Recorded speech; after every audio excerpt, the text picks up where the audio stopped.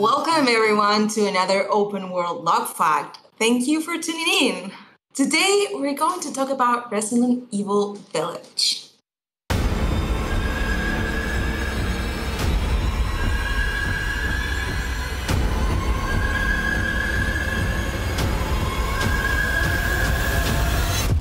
Resident Evil Village is set in a snowy Eastern European village.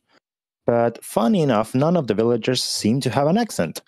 So one of the most popular unanswered questions yet about this game is, where's the village located? Yeah, we're all wondering about that. You might be thinking that the location isn't important, especially since the series has typically taken place in fictional areas. However, many Resident Evil games use a combination of real and fictional locations to build an immersive environment. For example, Resident Evil 7 took place in a fictional town set in Louisiana, Resident Evil 5 in a fictional country in Africa, and the already classic Resident Evil 4 in an unnamed village in Spain. These places played a major role in all the games, even if the specific locations were actually made up.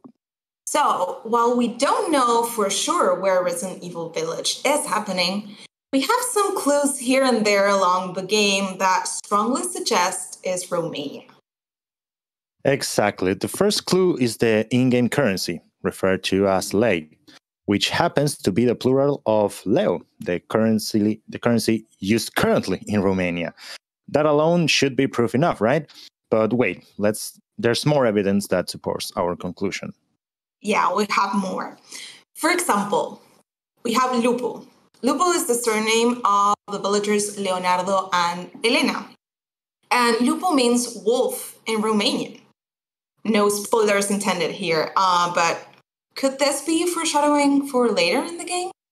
Also, significant is the surname of Alcina Dimitrescu, the vampire lady inspiring both fear and, for many gamers, some conflicting romantic notions.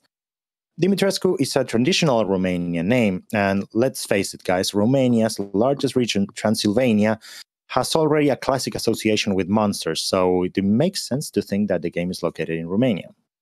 In a setting with so many parallels to a known fictional country, this game's lack of accents is odd and definitely noticeable. There's even been some confusion among players as to the correct pronunciation of Lady Dimitrescu's name, since the Romanian name is pronounced differently to what we can hear in Resident Evil Village.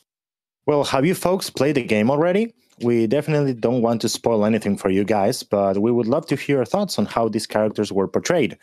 We would love to have your insights on this, so please leave your comments below. See you in our next episode.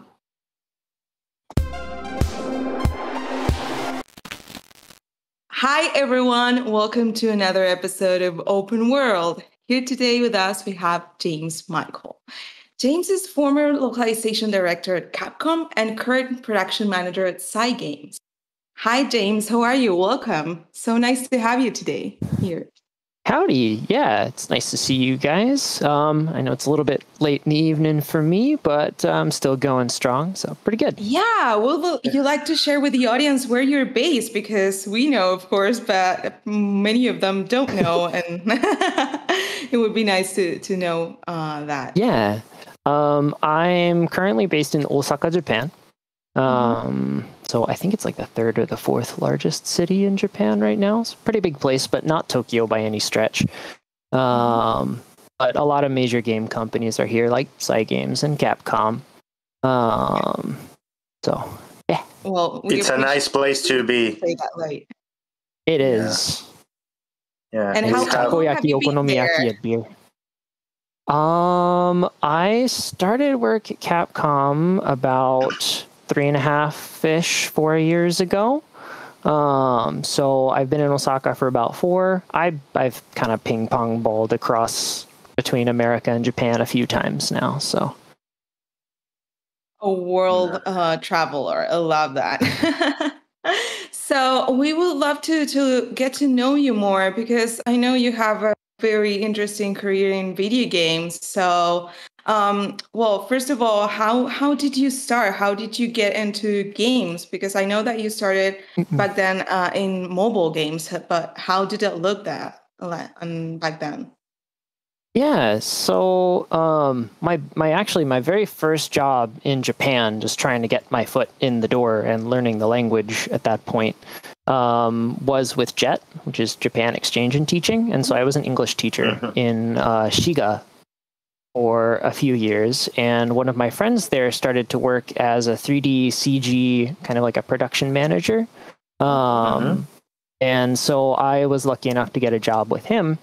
As kind of a biz dev / interpreter for that company. And that's when I started to get to know people in the industry a little bit. We did a lot of work for places like Sega and Bandai Namco, mostly actually on the pachinko slots side of things, making like 3D animations and models for them. But they also gave us some Idolmaster work to do, and so we worked on the PS3 game for them, and that was kind of like my first taste of working in video games. I always knew that I wanted to. It's just trying to get your foot in the door is kind of an awkward first step sometimes. But that's like a constant. I mean, with all of our guests, I believe that if one thing that puts everything together, it's like you have to start somewhere, right? You have to put your foot on the door. How you just like you said. Yeah, it's like knowing one person or meeting a couple of people, and then you talk to them a little later, and then they were like, well, I know a guy, and then they kind of connect you, and it all slowly falls into place. So I was lucky, though. Yeah, and well, that's why we appreciate you and all of our guests being with us and sharing their stories, because there's not like one single path that you can take. There are so many different roads that can lead you into gaming. So thanks for sharing your story with us. Yeah, and for sure. How did you make the jump to actually becoming a localizer, James? How did that? You got your foot in the door, you went through the window, whatever you might call it. How did those jumps continue? Sure, sneaking in through the basement. That's another one, yeah. So obviously I worked in mobile for a little while, for a couple of different companies, and it was more of like a designer role, and actually it was a lot of math. I really don't like math. Yeah, me neither. Yeah. No, I mean, we're three of us. We're into languages, right? Yeah, little different. It was like managing probability tables for different like gacha distribution stuff. It was a lot, but I started to work on translation while I was a designer at one company called Gloops. And it was more for like speaking to English-speaking football teams or soccer teams, since I worked on a soccer game. And in that, I started to really like more translation work, and I kind of thought, okay, well, maybe I can try to make this my career. You know, I don't want to get stuck managing Excel sheets for the next 5-10 years, which is kind of ironic since I work mostly in Excel sheets now. But not with numbers, at least. No, not with numbers.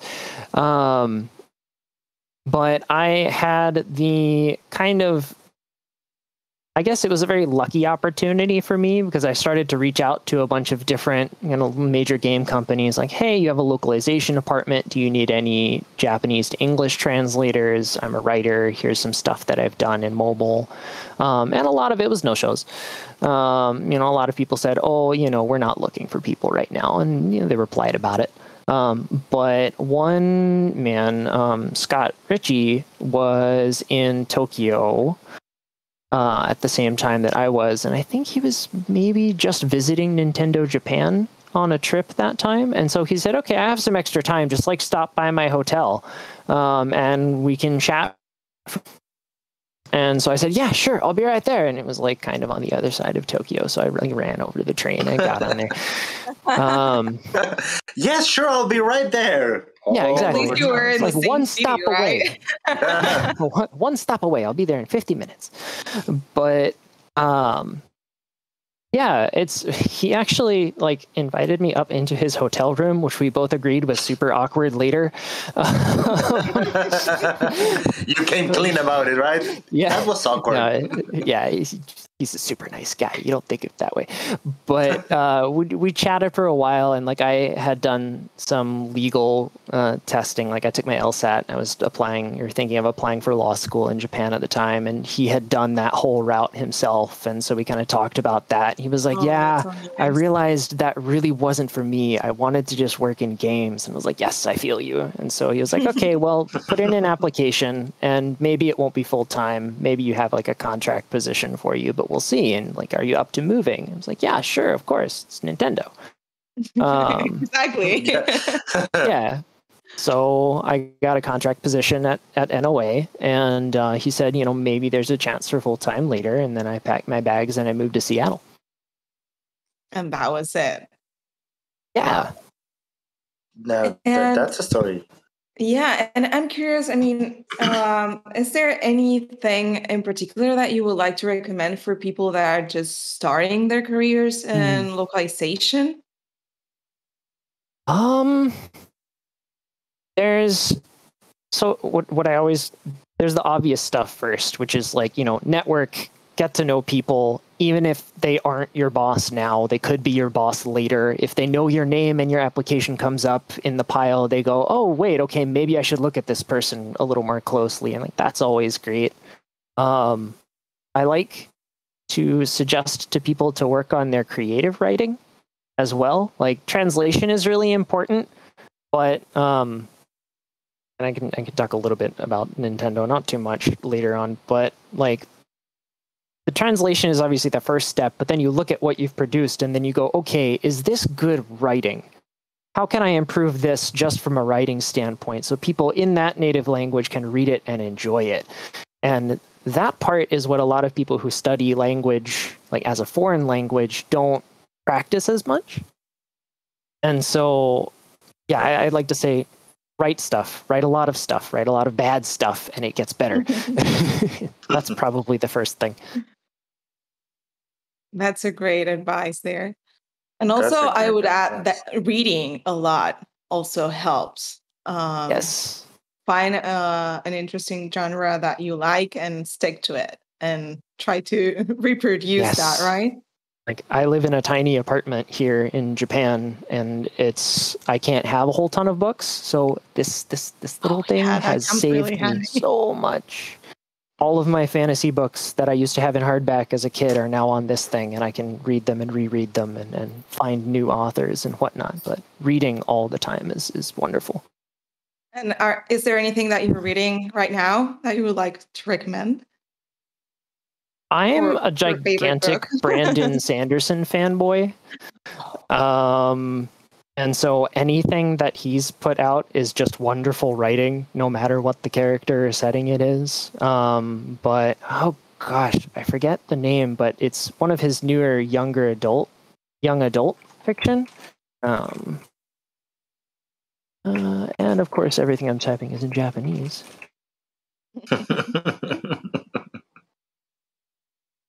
Yeah, Skyward is the name of the book. But it's super, super good sci-fi young adult fiction, and it's really well written, and I wish it didn't end so fast. Well, the good thing is that you can always fast? Get back to it. Yeah, it ends fast, or you just eat it up? Because I finished it in a day, but like it's a little bit short, but it's a young adult novel. They're meant to be a little bit more bite-sized, but it is really good. And James, well, you're a gamer, and you knew that this question was coming. You know, you already saw it when we first started. But what would you say that is your all-time favorite game? Okay, I'm going to cheat, and I'm going to say that there's two at least that I can think of right now. Okay. Fair enough. But for slightly different reasons, and one of them is a little bit more, I guess, normal. But elaborate, please. So my first favorite game was a game that I played as a kid called Breath of Fire 3. JRPG by Capcom, and it's kind of why I applied. But that was probably the first story-based game that really like sucked me in as a kid. It was 16-bit graphics, so it was just moving away from pixels, and it was all gorgeous kind of hand-drawn caricatures, and the animation was beautiful. But like the very beginning of the game, you start off and you're on a train, and you wake up and you're like this little baby dragon. And you think that that's your main character, and you go around and you actually like murder a bunch of innocent villagers because you're scared and you don't know what's going on, and you're just this little baby dragon who's gotten out and they're treating you like a monster. And starting off like that as a 13-year-old boy playing this game was mind-blowing to me, just like to suck me into that world. And from then on, the rest of the game, the systems and all of that are wonderful. So that's obviously like, that's a pretty solid first in my book. That's a great, yeah. Okay, but or and maybe why but? Yeah, and is a better word. I like and. My second favorite game is probably Final Fantasy XI. Yeah. I think I owe it to that game to wanting to major in Japanese in the first place. Oh. And the whole reason being was in that game, obviously it's an MMORPG, and the servers were shared with Japanese servers. And so I got to interact with Japanese people playing the game. And they had this awesome feature that I hadn't seen in any other game at the time, which was an auto-translate function. And so you could type a couple of keywords, hit tab, and it would pull up a related terms list in your chat bar of all these phrases, and they'd be in English if your client was in English or French or German or Japanese. And then it would apply whatever that client language is in the other person's chat box. And so I could actually talk to all these Japanese players in their own language, and then they talk back to me. Not everything was there, so you'd see the Japanese around the sides of all these terms, and that was just so cool to see that working. And so then I became a huge Japanophile, and I studied Japanese. That game took like a good 6 years of my life away. It's a great story. No, MMORPGs are a great way of learning languages, making friends. Yeah. I mean, one of the games that I actually used to learn English growing up was one that I don't know if it's around anymore. It was an MMORPG. I think it's from Korea. It's Fly for Fun, the game. Sure. Cliff. Yeah. Cliff, yeah. Well, I used to have a bill poster. I used to like go around with my big knuckle punching everything. And I made friends from so many different places. And it was all in English. Right? But it was people were my peers, right? My own age, wanting to beat the clockwork, wanted to do the same things. And MMORPGs to learn another language. It's amazing. And I don't know if the servers from Final Fantasy XI are still up, because Final Fantasy XIV is breaking the internet right now by the time that we're recording this. Question. I was surprised, but they actually are. The game is almost in its 20th anniversary. I'm old. Yeah. Wow. And that's incredible. Yeah, it's an amazing game for sure. So thank you for those stories, James. Sure. You are very welcome to cheat anytime when you have those stories. I mean, 2 favorite games, they're okay. They're fun. I have like 1,000 favorite games, but those are the 2 that really popped up first.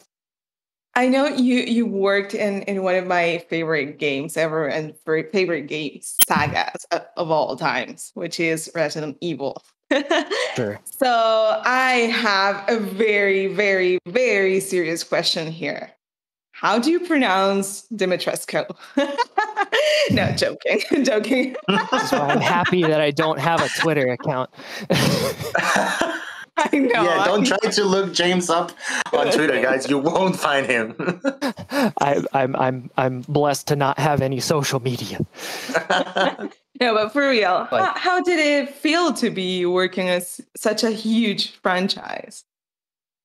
So at first it was daunting, because I am not a huge horror game player. It's not really in my wheelhouse. And so to have been given like the opportunity and the responsibility to take on the next big number in the Resident Evil series it made me a little nervous at first, to say the least. I started to go back and like watch Let's Plays of Resident Evil 2 and make sure that I understand the ethos and pathos of the game and all that. But and at Capcom, like the localization director, they're in the dev team. Like we sit on the same floor with all the devs and we work from start to finish, day in, day out with them. And so that's amazing. It became, in a good way, like I'm just making another good game. I'm making another great game with everybody.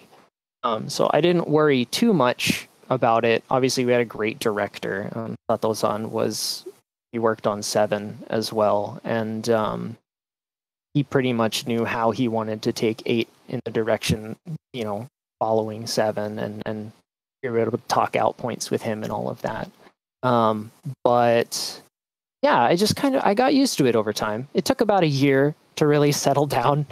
And it took 3 from start to finish, but wow, that's incredible. And I love that they include you as part of the team. You feel part of the team that's making a great game.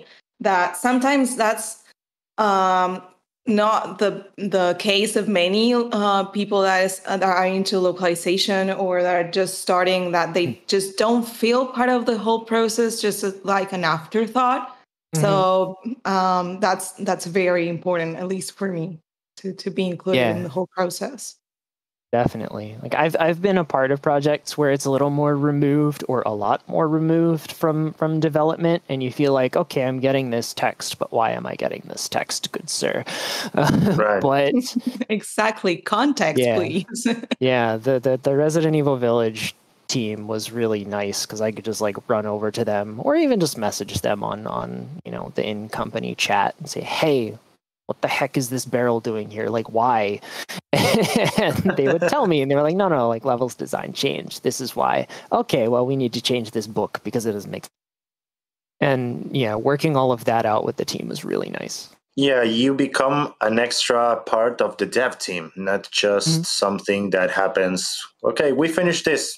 Go ahead and localize it into a bunch of different languages. Yeah. And after you finish it. Yeah, so, we always like to think like we love to work in teams, and we don't like to think localization as an island. And we'll recommend translators to get involved and to fully understand the whole development process, to fully understand what the needs are from the development team or the game designers even.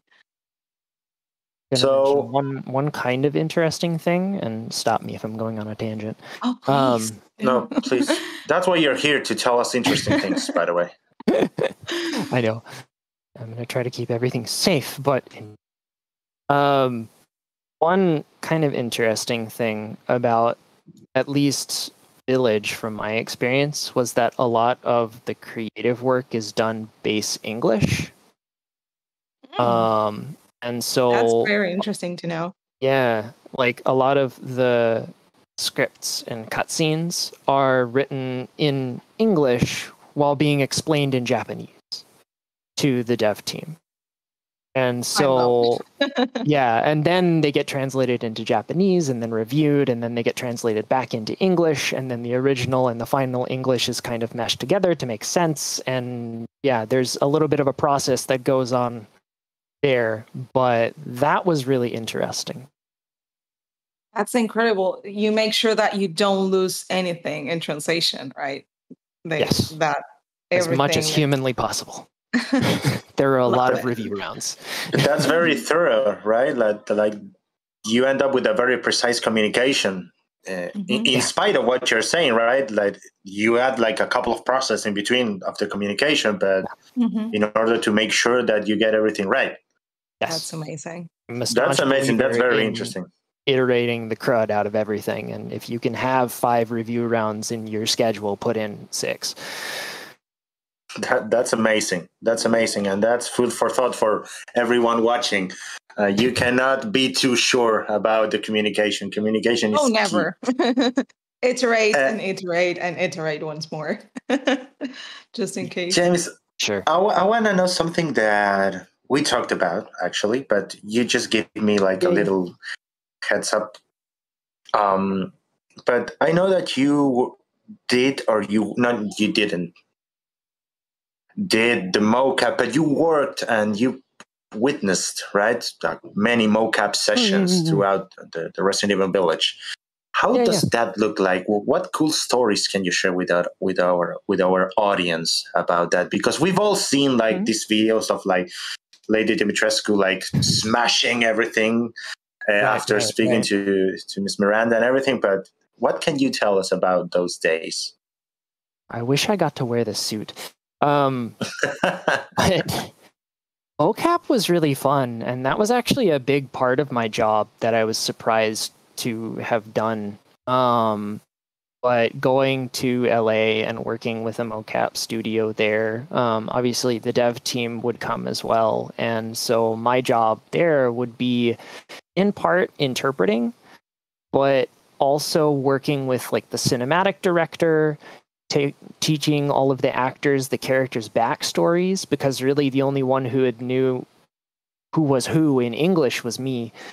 And so kind of helping people understand the minds of the characters to get them into characters so that they can then act the right way. And then if something goes wrong and, you know, like the lead event team lead or the cinematic director for the Japanese side was like kind of at the end of a shot, and then I would run over to him and be like, okay, what's wrong? What do you think is better? And kind of try to work out the issue from there. One of the interesting things is how they kind of jimmy rig all sorts of solutions to figure out the different sizes of characters. And I know that they released a video about mocap, or Capcom did, that kind of went into that a little bit.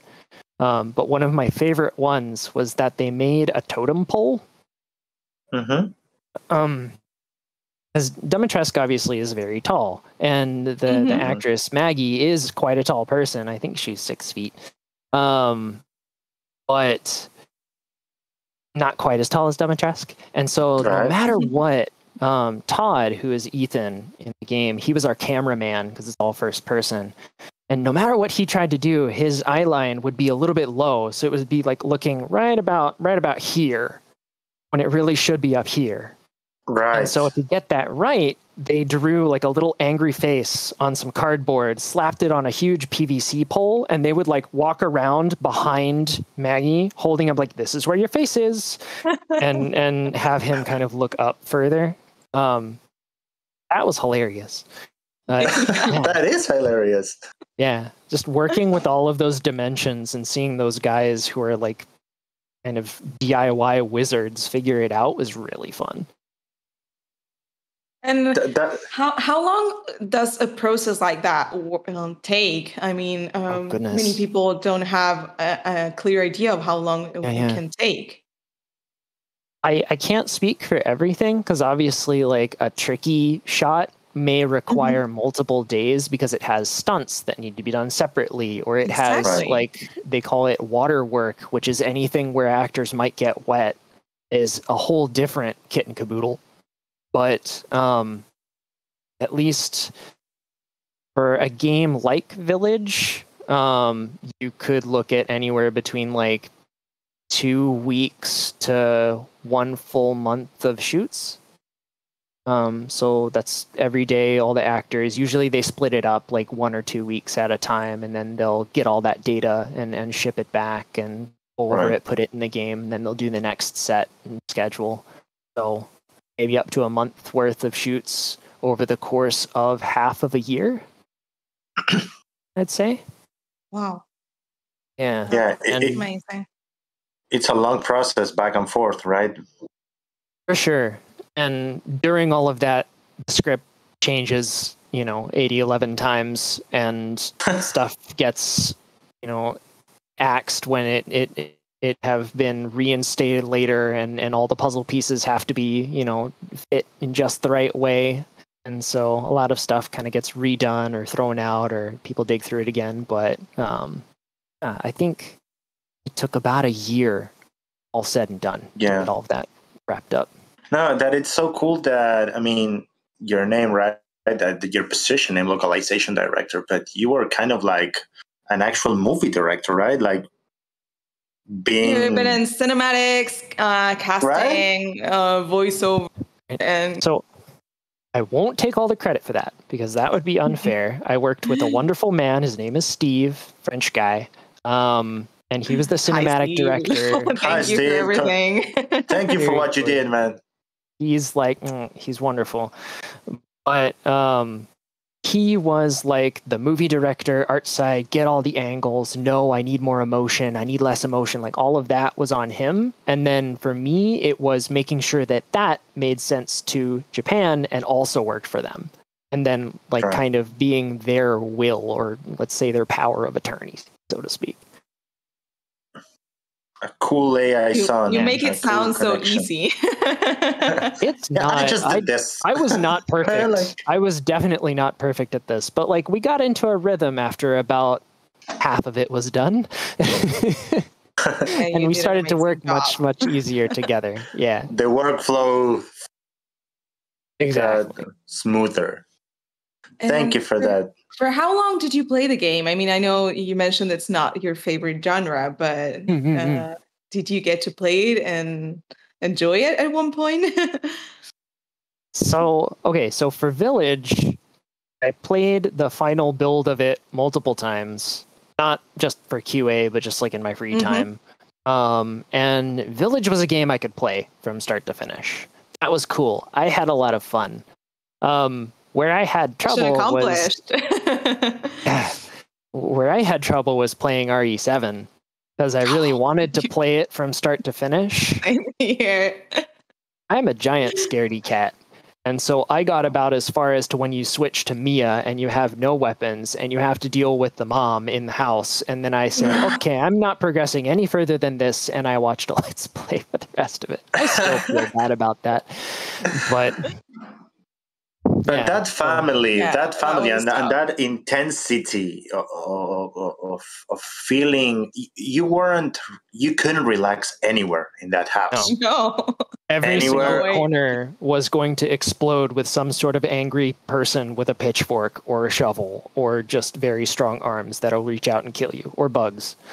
It's like Nemesis in Resident Evil 3, amplified with Lucas, with the mom, with the dad, even with the grandma. That I mean, everyone. I mean, it's just perfect, and I particularly love it. The thing is, for me, I had to get together with my sister to play it every time. I couldn't play it alone. Sure. Otherwise, I would get so scared. Yeah, it's definitely like for me, it's definitely a lights on 2 p.m. kind of game. Oh yeah, right? Absolutely.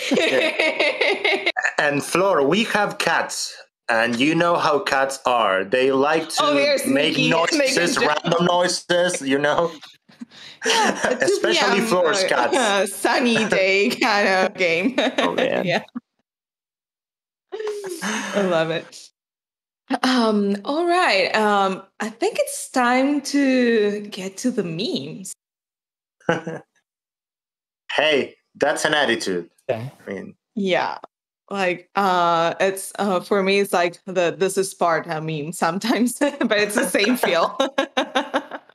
Oh man. So just as a small point as to why I picked this, I really like Warhammer. I like the universe. I think it's really fun and over the top and ridiculous, especially 40K. But yeah, this is a mood. Thought that you were going to mention it as one of your favorite games, honestly. It's one of my favorite universes. I love reading the books, actually. Mm-hmm. I like a lot of the Warhammer 40K books. The KFS Kane series is super fun. Yeah, we highly recommend it. But yeah, so lots of bad things happen, or lots of twists happen, especially in localization. Games are changing constantly, especially when you're the last thing that happens in development. You get to deal with the trickle down of everything, and so you just sometimes have to power through it. We may or may not have written a script the day of the shoot, you know? So, life gives you lemons. Exactly. And nobody tells at the end of the day, right? Like you have an amazing product and that's what gamers see and that's what you want them to see. Exactly. But it can be challenging at times, for sure. Like, especially some of my old bosses at Nintendo would say like the best localization is when no one comments on it at all. They just comment on the game. That's perfect. Yeah. Exactly. That's perfect. Yeah. Seamless.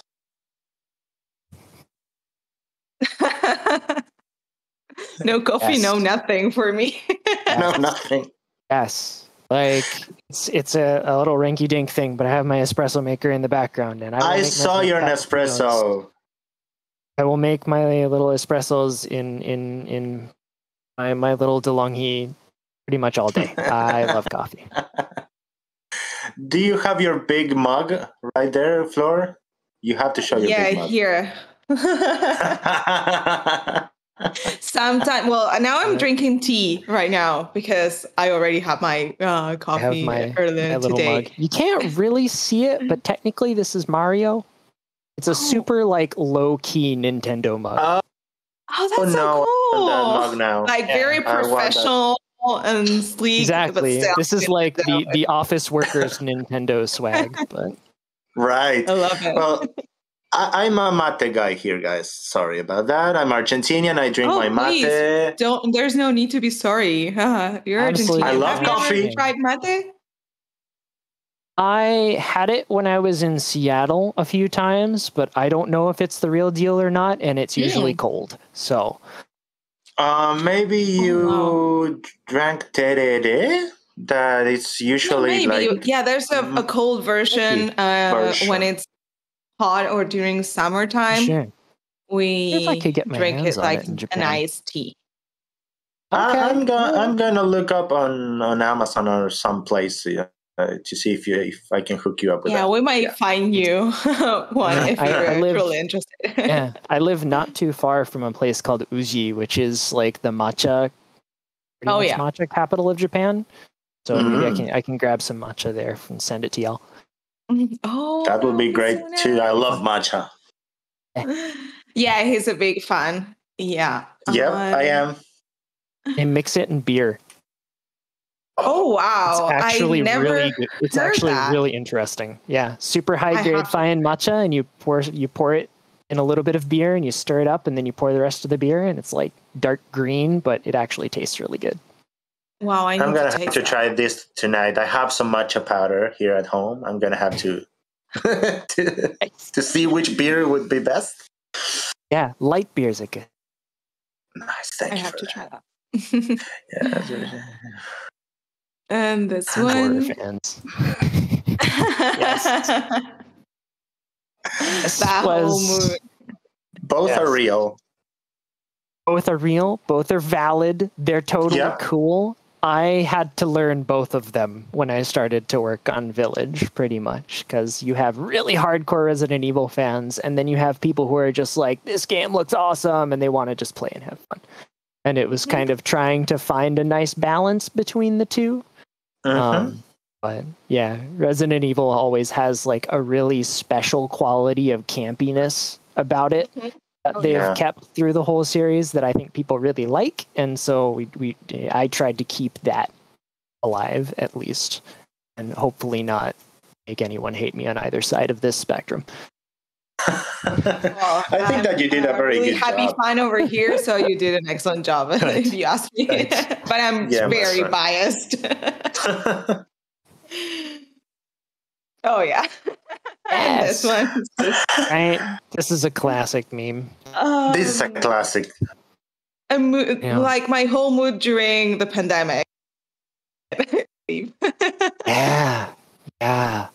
I like the pandemic changed a lot, especially for localization. At least especially for like the motion capture side of things, because there was a lot of work that happened remotely as well, and figuring out how to get cameras in the right spot and all of that, and making sure everybody is cool with what's coming out of the pipe is it was intense, but it worked out, and it kind of proved that you could do things remotely if you had to. So yeah, this is fine. Everything's fine. Everything's fine. Yeah, I mean, I believe all of us grew tremendously during this whole once in a lifetime, once in a century situation. And I believe we've come out and we will come out better. And especially if you're in games, like this industry grew tremendously and we found different ways to continue producing incredible games and high quality and deliver to gamers for them to enjoy the product. So it's unbelievable. I probably couldn't put it as eloquently as you just did. Oh, please. But it's been awesome to see how many people have decided, all right, I'm going to make games now. All right, I want to get into translation. This is great. I can do it from my house. I can be safe, and I can still do what I love and want, and like not just give up on everything. And so that's been really, really cool to see firsthand. Totally. Yeah, especially when applying to your dream job. I mean, it doesn't matter anymore where you're based, or well, sometimes it does, depending on the it's company. Moving there. It's moving there. Yeah. And I see more and more companies like talking with producers and HR people, and they're starting to really shift. Even the big guys are. Okay, maybe remote's okay. So that's great. Okay, these ones are from our production team. Just yes, thank you, Lara. We have some for you too.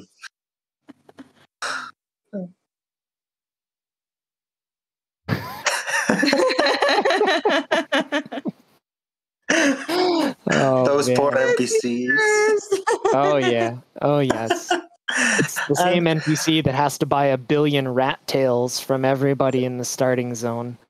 Yeah, and I mean, no one thinks about those poor NPCs. You buy like 2 apples and then you sell something to them. Poor guy. And usually in their text, there's always at least something witty in there, because they have to write something witty, or you'll just go nuts translating these, tens of thousands of lines of NPC text. So I hope that people read them sometimes. That would be cool. We do. We do. We do, yeah.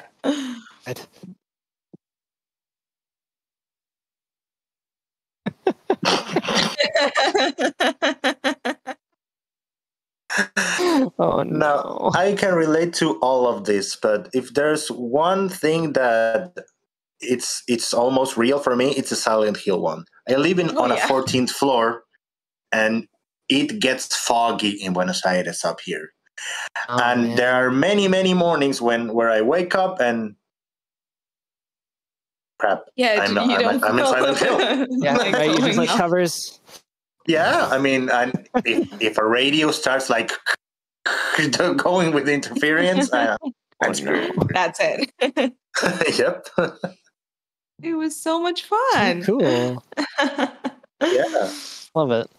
Thank you so much for joining us, James. I personally really appreciate what you've done in the Resident Evil franchise, for the Resident Evil franchise. I thank you so much for you and your colleagues.